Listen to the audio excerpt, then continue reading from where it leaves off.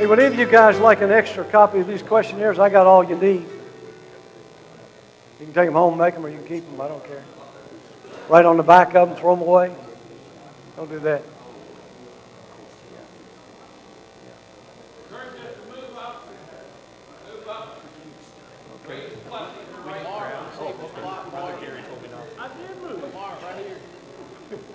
You want some extra? And I've watched this guy doesn't spit when he speaks.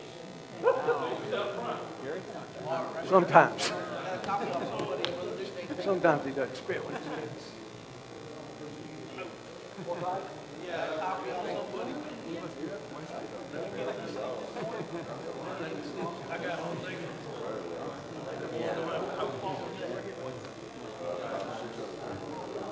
Okay, just something interesting. Here's the states that are represented. If you're from a state that's not listed, let me know. Kentucky, Mississippi, Tennessee, Ohio, Maryland, Georgia, West Virginia, Alabama, Ohio, Indiana. Are there any other states? Okay. All right. Any other states that are represented?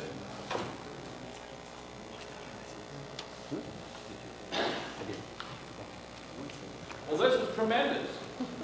This is our 4th Pastors Conference, and I believe this is our best attendance so far. So, and isn't this good stuff? I think I got some help. I like that idea. You know, if it's your idea, they give you permission to do it all by yourself. And the nice of them. So, let me just say this. Of course, tonight we're having the Do Bells in concert. They're going to start at 7:30. However, we're going to have 2 of our singing groups start at 7. We have a men's quartet and a men's trio. Amen. And if you would like, you'd be interested in having a singing group from KMBC to sing at your church, be sure to let us know. Our groups travel all year long. So our speaker is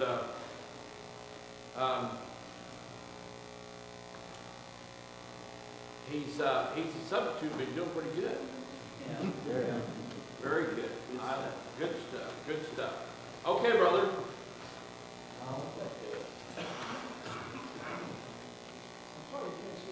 Board as good as I wanted to, but I haven't had time to put all this. But hey, we'll walk over. Well, we have to move from mission now to vision. But first, before we do that, where's Bob England? I've got a couple signed copies of Stan Toller's Vibrant Church. You can't read his writing, but they're signed. You know Stan. Anybody ever gotten a note from Stan? You have to have somebody decipher it.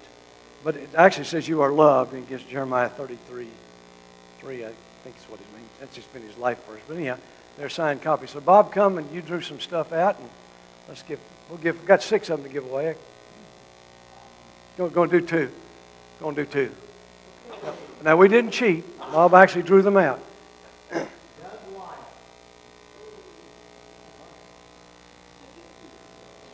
This is not the lottery, Doug.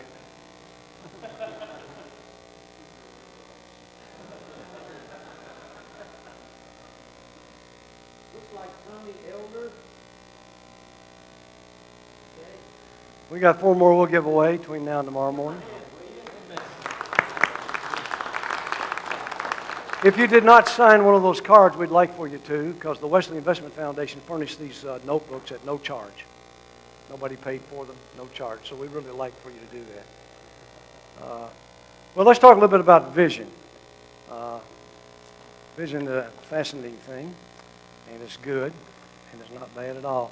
There are 3 dimensions of vision that are important. First of all, you have to have an upward view of God. Getting an upward view of God, you see the grandeur and glory of God. Because vision gives new insight. But always remember, vision begins with an upward view of God. Moses, remember Moses? What happened to him? All of a sudden out in the desert, He'd been 40 years out on the proving grounds, and all of a sudden, God comes to him out of a burning bush. He begins to see the glory and grandeur of God. You have to have an upward view of God. Then you have to have an inward view of oneself. None of us feel adequate when it comes to vision. Hello? None of us feel adequate when it comes to vision. And we begin to ask the same questions that Moses asked. Moses began to raise these objections with God. Who am I? Man, there's somebody bigger and better than I can do this. What shall I say? They won't believe me. I'm not eloquent. Send somebody else. I can't do this job. I am convinced that you never come working and giving the vision of what you don't feel inadequate. But the good news is God is adequate. With all of our human limitations, with all of the things we struggle with, it just amazes me how God can use people like me. Raised in East Kentucky, Doug's a DS, nothing wrong with that. My dad only had a second grade education. I'm the only person in my class to graduate from college. And my family to graduate from college. They've all been very successful. Raised very poor. But to think that God would take me out of that and use me blows me away. I mean, it just blows me away that God would do that. My dad was a master carpenter. He made a good living, but, you know, when I got ready to go to college, I think my parents would have been very happy for me to stay right there. Because at one time, my dad lived here, my grandparents lived there, my sister lived there, my aunt and uncle lived there, and my other sister lived about a block away, and we called the place Kurt's Corner. And he would have been very happy if we'd all moved right in there and stayed there. And a brother lived across the river in Aberdeen. But I'm amazed at how God can take somebody and use them. It still overwhelms me that God called me and God chose me. And I know, just like Moses, I've said, man, God, I'm not adequate. I am not. I became a DS in northern Michigan. They told me, you know, we don't know if this district's going to make it or not. Dr. Johnson said, we'd like for you to go up there and try it. You talk about feeling inadequate. I drove across the Mackinac Bridge, went up there to go across the Mackinac Bridge on a Sunday night, preached in Alpena, got there, and they closed the bridge down, and the next day they took us off over 3 or 4 cars at a time. That's an experience, driving down the middle of that bridge, 5 miles long. Driving up that Highway 2 with the wind whipping along the lake, I said, God, I'm not adequate. I can't do this job. This is bigger than I am. He came to me and said, why don't you trust me? Why don't you rely upon me? Let me do the job. I turned it all over to him. You never come to vision without feeling inadequate. And that's good. Because then God has to do it, and God has to bring it about, and God has to help you. The third thing is an outward view of the circumstances. Now, this can be kind of dangerous. And there's always some fear and intrepidation. But there's nothing wrong with it.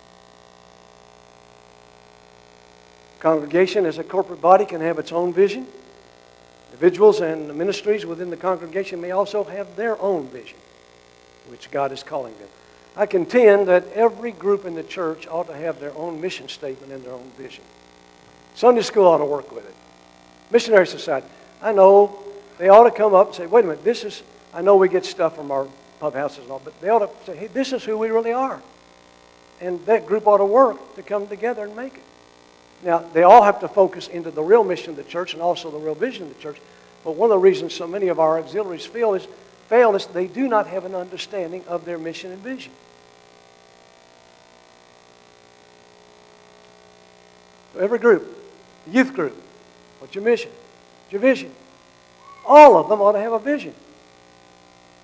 One thing that Stan Toller has done that I admire more than every group in his churches had a vision, including his ushers, and a mission.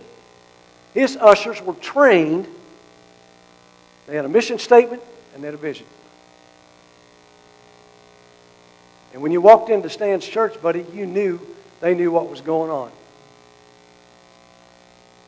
I was a member of his church till he was elected general superintendent, and he kicked me out. So I left the district superintendency to go work with Stan, and then things got in kind of a chaotic deal, and I said, I'm not sure you're going to be here much longer, so I don't think I better go do with this. I was going to be we were going to start another huge worship service on Sunday night, and I was going to be the preaching pastor with choir and everything. He had a pretty good service. We wanted to expand it, but things got a little uncertain. I said, Stan, I'm not sure how long you're going to be here. Well, the next thing you know, he's elected DS. Well, I was going to go be his assistant DS.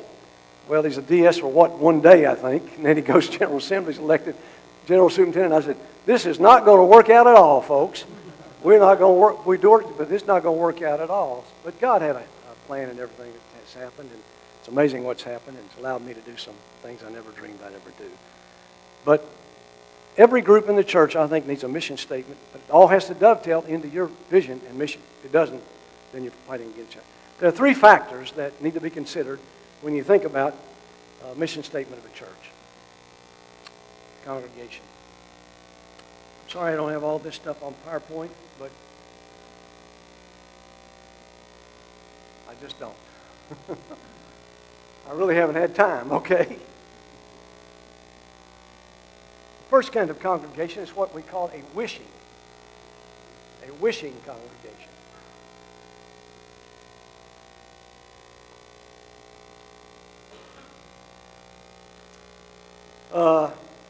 Disney's little song, When You Wish Upon a Star.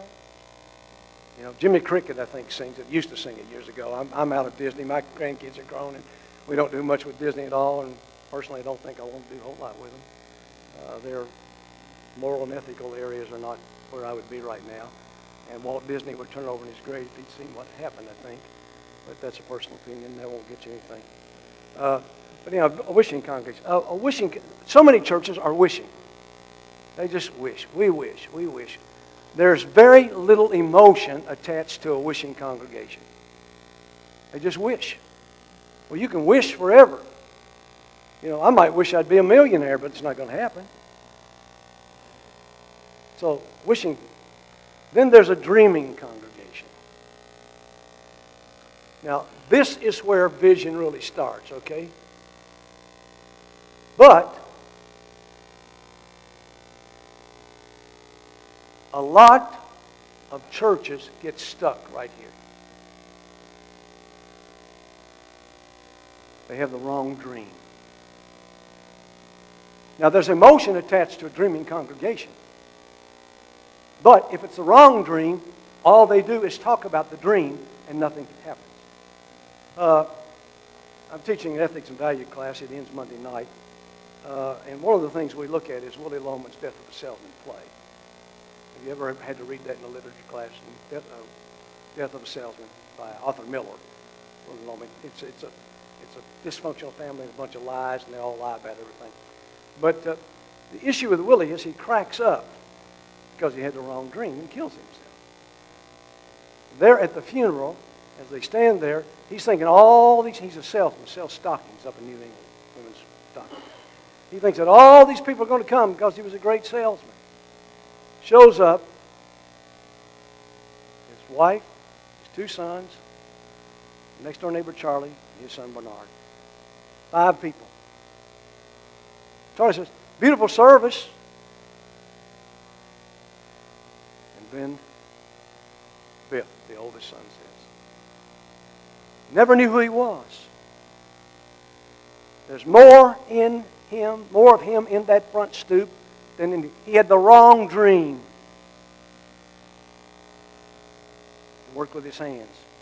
In the play, he says to Charlie, hey, look at this ceiling I put in. Look at this house I built with my hands. He should have been a craftsman. When a church gets focused on the wrong dream, all they do is dream. And nothing happens. There's emotion attached to it when you get the right dream. When you get the right dream.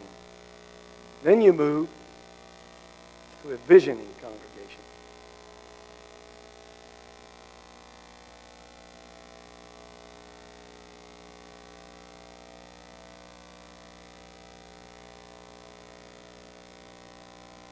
when you get here, you will do anything or everything to make sure the vision comes true. Make sure it's fulfilled. There's emotion attached to it. And in a sense, it might even be to the giving of your life to see it happen. Talked to A.J. Alderman back there, pastor at Pine Haven. He and my father-in-law were very close, even though my father-in-law sometimes was a very good Democrat. They were still pretty close. But he became a Republican. We converted him. If you're a Democrat, I'm not trying to put anybody down. We converted him. But they would drive around, am I correct, AJ, and look at pieces of property. This is where we could put the church. This is where it could be. My father-in-law died. AJ moved to another congregation. The dream was there. New pastor came in, took the dream, became a vision. Old property was sold. Today, if I could take you to Jamestown, Tennessee, we would drive down a tree-lined driveway. They have built their dream, which is now a vision. Sometimes you dream the dream. Sometimes your dream is fulfilled, a vision by someone else. When I went to Grove City, Ohio, God blessed and helped. Didn't exegete the congregation, made a lot of other mistakes, but we outgrew everything. A beautiful little building right there. So we decided we'd try to buy the property next door. Guy went about to sell. Decided, well, I heard the city council needed a building to meet in, and they wanted to buy City Hall, so we tried to sell them. Nothing happened. Not a thing. And just some things happened like that. Just couldn't get a thing going. And just frustrated. Why can't we do it? Because, we were packed out, couldn't see the people. People were driving away. Eventually we went to 2 congregations, but I'll tell you the later story later, because I want to just set you up for it just a little bit later. Because it's a miracle, and I didn't have a part. I just got to dream the dream. But sometimes you dream the dream, and somebody else gets the vision. You know what I'm saying? And that's not all bad. Not all bad at all. How does a vision come to a congregation? Well, it can come several ways. First of all, it can come from a spiritual experience. That ought to be a good way to have it. Spiritual experience. Second, a serendipity. All of a sudden, out of nowhere, hey, this is what God's saying. This is what God's doing. Third, sometimes it comes because you see through a need.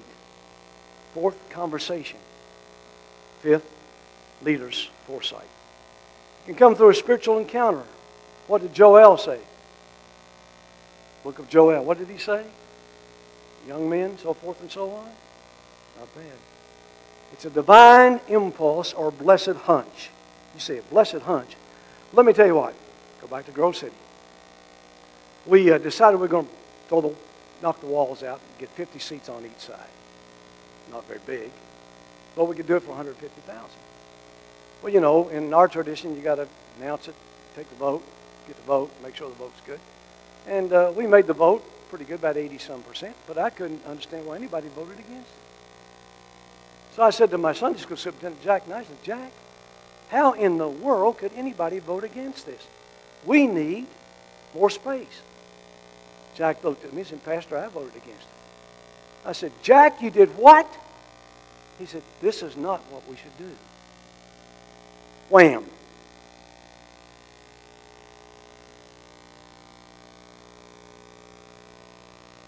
I called Homer McKnight on my board, the architect. I said, Homer, what do you think? He said, I think we've missed it, Pastor.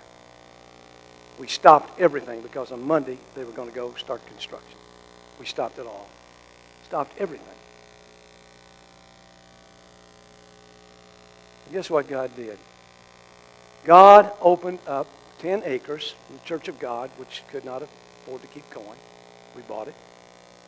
Farmer had corn there. He wanted to sell it. We bought it. We bought 30 acres in in less than a year, paid cash for it, and burned the mortgage on it across from the high school. Now, God and I will have a talk when I get to heaven, because I didn't get to fulfill everything that was there. The church was in crisis, and I was asked to go and felt like God wanted me to go take a church in crisis where they'd removed the pastor. But we sat down as a group, worked a vision. The sanctuary they have today, the school they have today, which runs 1,000. The old building became a daycare center, which runs about 400 kids. And Bob, pastor there, Huffaker, told me the last time I talked to him, he said, "Today, Kurt, I signed 200 W-2s.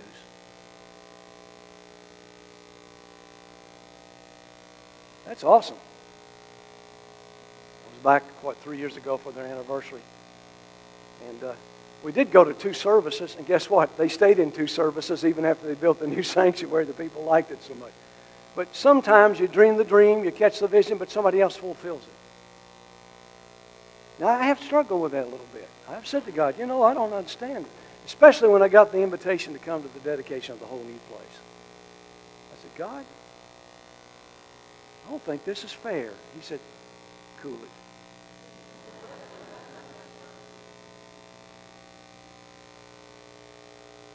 Am I making sense? Yeah. Vision is so very, very important.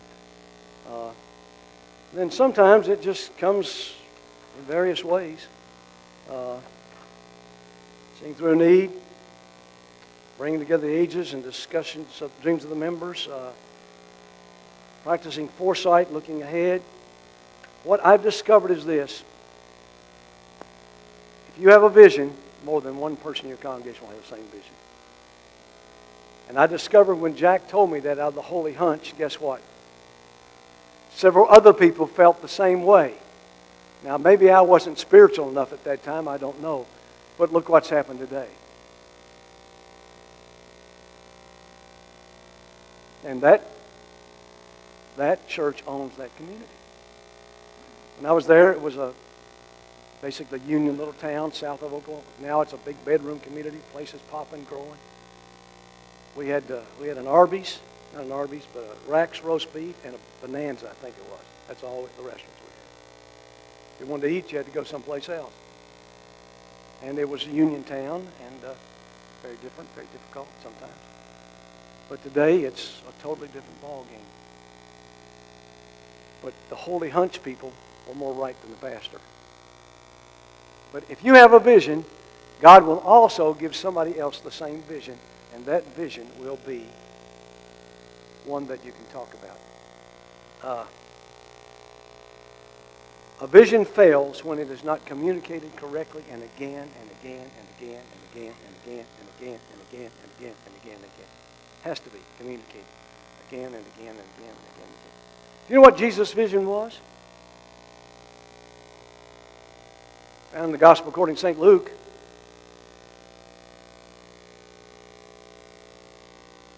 Luke 19:10. I am come to seek and to save those who are lost. You know what his mission was? Found in the book of Luke. No, Luke 4:18 through 19. You know what that says? He talks about the year of Jubilee. What's he say? Anybody want to tell me? I am come, what? The Spirit of the Lord. What? Keep going with it. 4 things under it. To do what? Go ahead. Yep, got it. Got it. I may change the language a little bit, but you're on the right track, Doctor. Yeah. Some scholars believe that this was the year of Jubilee, and that what Jesus is actually saying is, in the year of Jubilee, Jubilee has arrived, and it's come through me, and here's what I'm going to do. Now, to the bound, the goal is freedom. The broken, the goal is healing. The bruised, the goal is encouragement. The blind, the goal is sight. That was his mission. My mission's to the bound, my mission's to the broken, my mission to the bruised, my mission's to the blind. But it all started with a vision. I've come to seek and save those which were lost. The vision needs to be written, it needs to be clearly, and really in the vision of Jesus, you'll see something. His goals are there. Did you catch that? His goals are there. When you write the vision statement, believe it or not, your goals will be there. You'll be able to articulate them. And the vision statement encapsulates the goals. I work with a congregation in Little Rock, Arkansas. Downtown church, changing area, not bad. We worked, I don't know how long to get a mission statement, then a vision statement. When they got their mission statement, then their vision statement came. But let me just tell you this. Every person in the church needs to know their mission statement, and they need to be able to articulate it. You ought to talk about it that much. You ought to preach about it that much. Same with vision. They need to know what their vision is. It's so awful at times that we have this mission statement, but nobody knows what it is. It needs to be reinforced and reinforced so that if I walked into your church this Sunday and said, hey, I'd like to know what your mission is. Tell me about your mission statement. Every member of that congregation ought to be able to tell me what it is. Now, it has to line up, of course, with some other things, which are very important, which are good. I want to flip this forward because I want to go back to two components of a mission statement that I think might be, there you go. Can you see that? You with me on that one? A little hard for me, so let me go over here. These are the components of a church mission. Matthew 28, you don't get away from that. With biblical images and imperatives, timeless truths that every church must regard as axiomatic. Actually, we put this slide out of place. That's why I'm going to do it. Okay? It's not in there. They're universal. They never change. They're timeless. They're general. Responsibilities. Environmental realities, the needs of society and the community that our church must do something about. They're local, always shifting, timely, particular responsibilities. Mission statement reflects both vertical and horizontal relationships, aspiring while being grounded in reality. All mission statements have to have this in them. All of them have to have it in there. Any questions?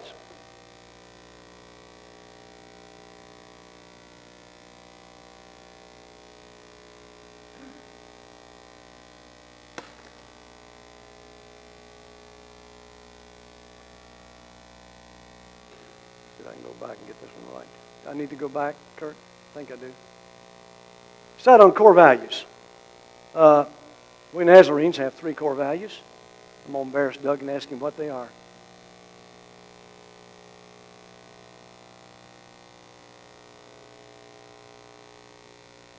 You got them. You passed. Christian, holiness, and missional. Christian. The Methodist Church has open minds, open doors, and open arms. Yeah, that's theirs.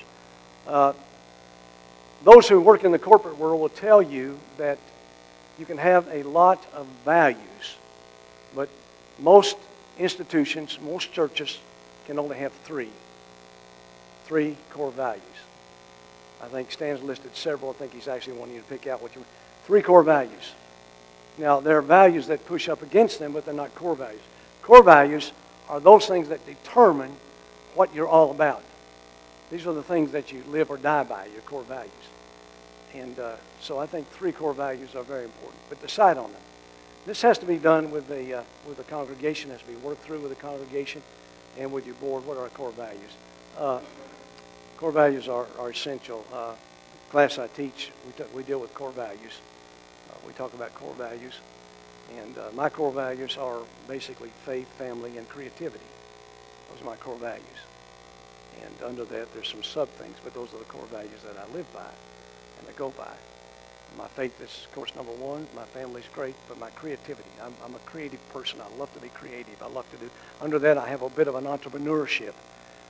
Also, I like to see a big picture, and I like to see that big picture filled in. But that's my personality.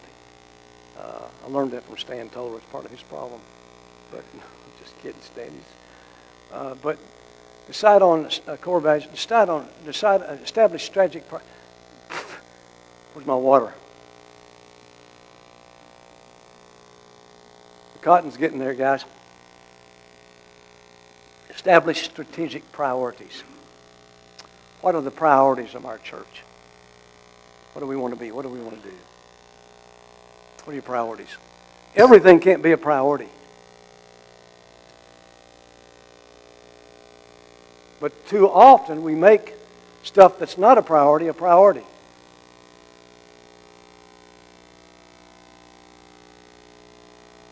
Everything cannot be a priority. So you have to establish strategic priorities. What is it that is the most important thing that we as a church can do? What are our priorities? Our pastor has been preaching a series of sermons on transformation. Marvelous sermons. And he's got a university church. It's an old church. It's a good church. It has some issues, but he's just been talking about transformation. One of the neat things he did, he told everybody on September the 9th he didn't want anybody to miss. We had a crowd bigger than Easter Sunday that day. Probably, I don't know, we run about 2,400. Probably, I don't know, it was packed. I went to the early service, which I always go to when I'm there. It was packed. But he's been talking about personal transformation. And he talked about church transformation. And he's been establishing ways to do that. And that old church, which has been there forever, is a great old church, Bethany First Church. But I want to tell you something. We have seen a transformation. People are reading their Bible. People are praying. People are involved in small group discussions. People are out working in the community. I mean, God has moved that. And the priorities all came about when he established about 3 or 4 things out of that sermon. Those became the priorities. Now you need to establish them, and you need to preach your priorities. This is what we believe is important. These are our priorities, and this is what we're going to give our attention to. So often we get sidetracked by clamoring little voices. The squeaky wheel, we put the oil on and forget who we are, what we should be doing and what we're doing. Establish strategic priorities. I got that out of place. Now we got it. Okay. Where does your ministry stand? What's your vision?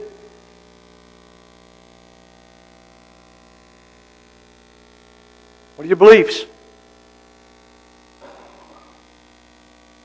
What are your goals? What's your strategy? Vibrant. But then if you move into living in the past, you get into nostalgia. Nostalgia means you get homesick and want to go home again. It's part of the Greek word. The Greek word is split in two there. When a church is not healthy, the ministries of that church are not healthy, then you have nostalgia. You want to go home again. Have you ever been in a church and all they talk about was the good old days and what used to be? That's nostalgia. Nostalgia doesn't do any good. And when you get into nostalgia, then you begin to question. You begin to say, well, why are they doing this? What's the purpose of this? How come they're doing it? And then the church polarizes.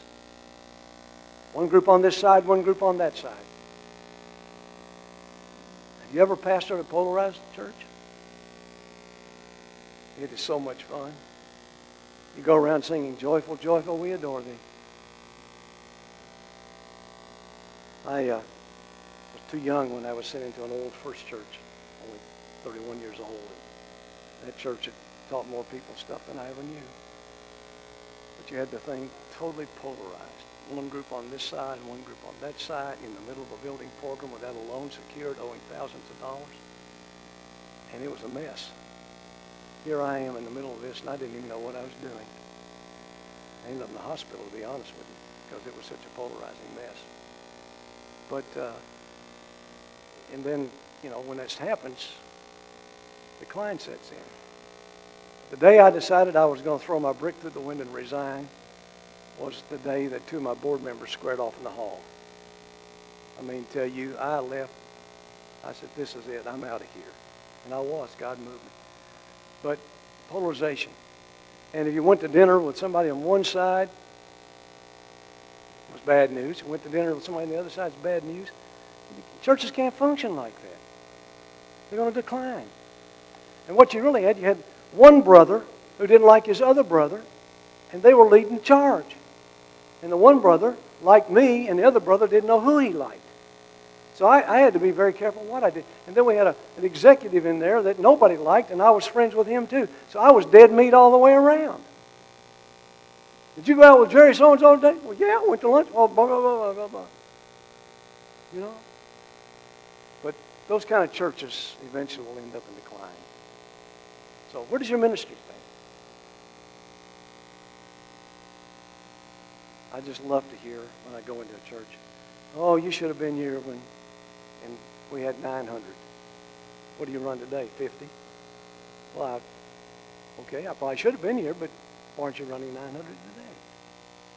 You know? I was telling somebody, before I went to Dallas, I was asked to go into a church called Northview. And I'm telling you stories because that relates, I think. Northview was started out of BFC, and then told somebody, I think I told you, Dr. Spees, that Mardale, you familiar with Mardale, Harvey Lobby, are they around here? The Green family, somebody God, but they give money to people. We think that they actually gave the money for Jim Simler to buy his theater downtown and make his church out of it. So he came out debt free. They gave $500,000. Well, the district had 15 acres, but the pastor wouldn't take it because there was a house down below and didn't want it.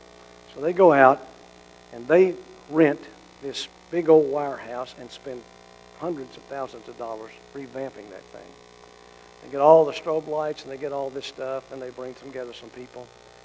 And the next thing you know, the vision's dead. They don't know what they believe. They have no goals. They don't have a strategy anymore. And when I got in there, I was asked to take it over, we were down to 50 people. It was only about 4 years. At 7 o'clock in the morning, we had a gal helping us finances. I would be on the phone with the IRS because of all the tax issues we were facing. That makes you happy. So the group that stayed kept saying, well, you should have been here when we were running 700. But I said, I should have been, but you're not. Now what are we going to do? We actually ended up, they couldn't afford the building, so they ended up in Stan's barn out there on Stan's property. He was gracious enough to allow us to do that. But the miracle story of the whole thing is there was a good core of about 40 people, and there was a core out of the Oberholzer Church. And God worked, we worked, and today, sitting down near Southern Nazarene University, there's an old War Acres Church, which is now New Beginnings Church, and they're running over 100. But it's done right this time. Leadership is so important, and a leader with a vision is so important. But there is a dark side to leadership, and some guys have a dark side to their leadership. And you need to be careful and make sure you don't have a dark side to your leadership, because when people start questioning you, that will come out and show up.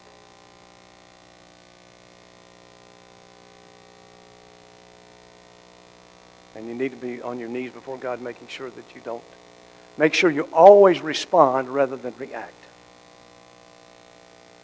I can say that because when I first started the ministry, I reacted. I was reactionary. And it hurt me, it cost me. And I had to learn to respond rather than react. So now I always say, respond, do not react. Respond, do not react. Respond, even in board meetings. Respond, do not react. I wanted to respond. I went in to meet with the board, working on pastor in Dallas First Church. The guy said to me, I don't like your leadership style. I said, okay. I was just trying to follow the manual. He said, well, we were getting all, I said, well, that's not again, let's get the manual. Well, I don't like your leadership style. I said, okay, that's fine. That's okay. It wasn't, I was angry. It was a good anger, though, wasn't carnal. I was upset. I fumed a little bit. I said, you know, that's okay. God will work it. And God did work it out. Work well, you know, but my first response was just react. But I responded. I just said to him, well, what don't you like about my leadership style? And that disarmed him. Sometimes in tense situations, you ask the question, well, what can I help me with this? What's going on? What's happening here? Any questions?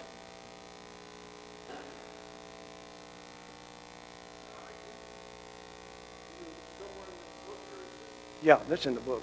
Well, it's in Stan's book. It's not in that one?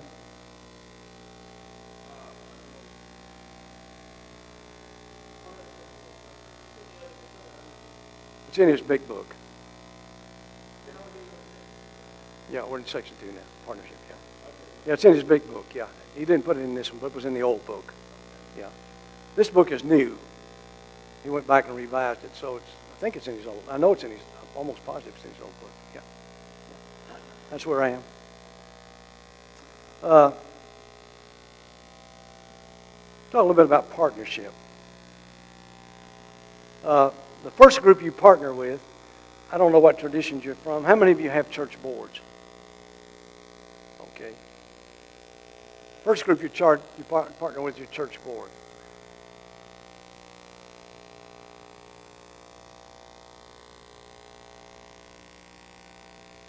Now, Dr. Spees, this is Stan's presentation, so that's why that's all there.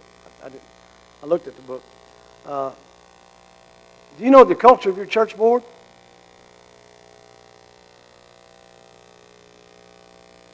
Let's look at the cultures. Now, this isn't in the book either. But this is the people you got to work with first. There's an advisory culture. Advisory culture just simply, what kind of wisdom do we bring to this board? What kind of wisdom? We're advisory. We bring wisdom. That's the first culture. The second culture is the political culture. People on the board feel like that they represent certain groups in the church, and they're there to voice the opinion of those groups. The third is the broker culture. Who do you owe a favor? There are people out there that have elected you to this board, and you owe them a favor, and you better represent them. None of you have ever dealt like that, have you? Broker culture. The third is the bureaucratic culture, which means somebody wins and somebody loses. Which side you going to be on?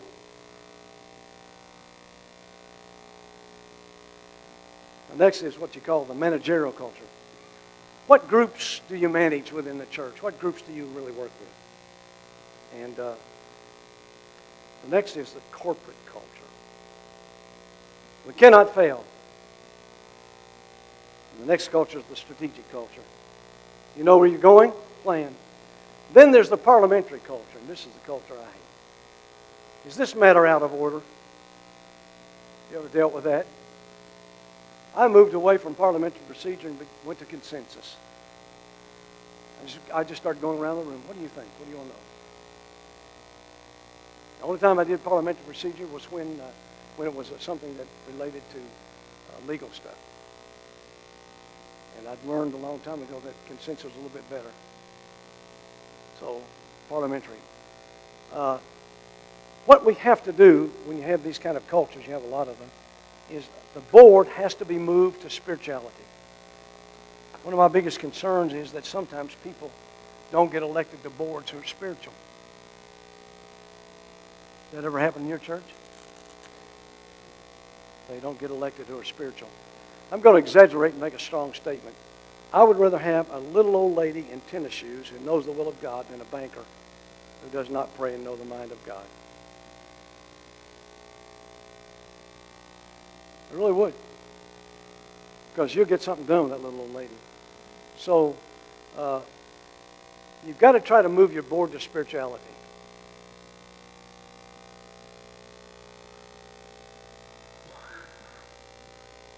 This is all part of that partnership. I'm trying to move your board to spirituality. How in the world do we move boards to spirituality? I'm sure that's a question that's on your mind. I believe boards can be moved to a spiritual direction. I believe they can be taken in a spiritual direction. How? First of all, simply by telling the story. Telling the story. What has happened in our church? What's going on? Tell the story. But second, I think every board meeting ought to reflect biblically and theologically.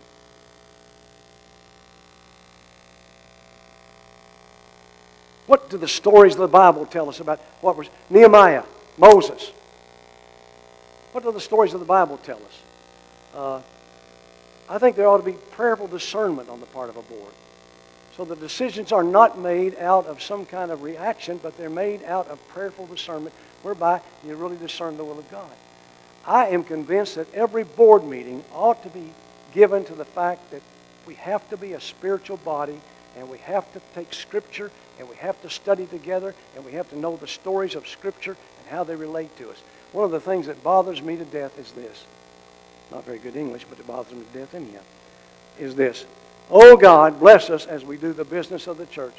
No.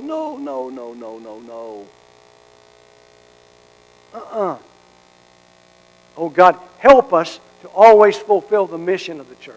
And when a board thinks biblically and theologically together, guess what? You always ask this question in the board meeting. Are we fulfilling the mission, and are we holding true to the vision?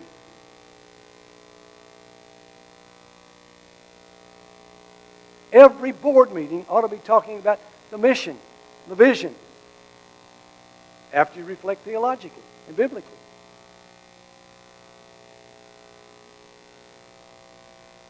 This is heresy, isn't it?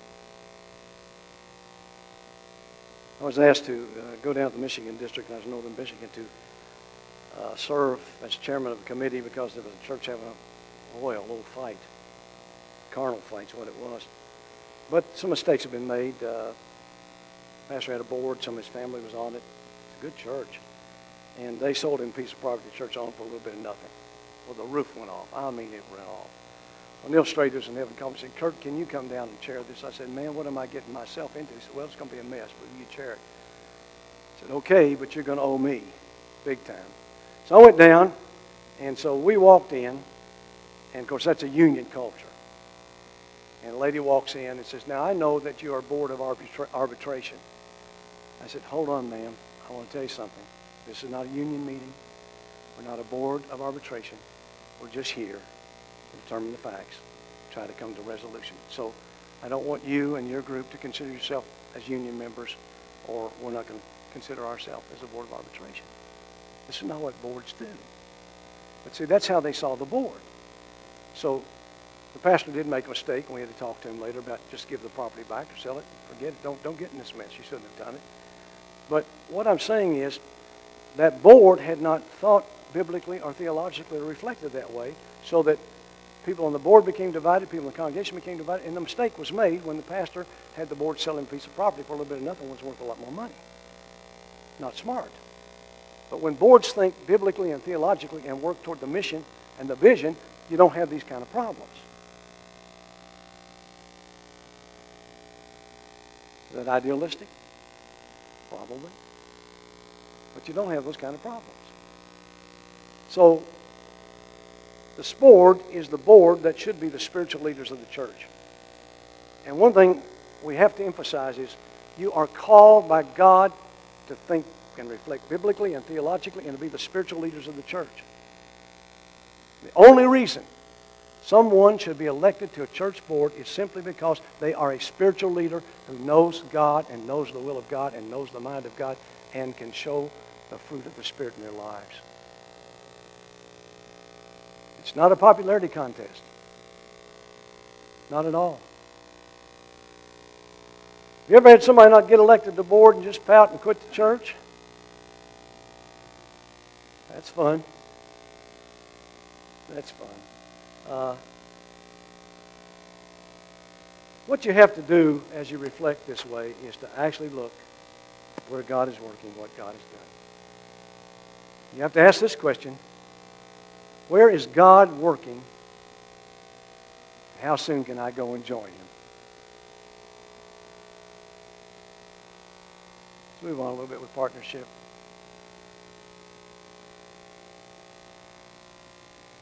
What time are we supposed to break on this one?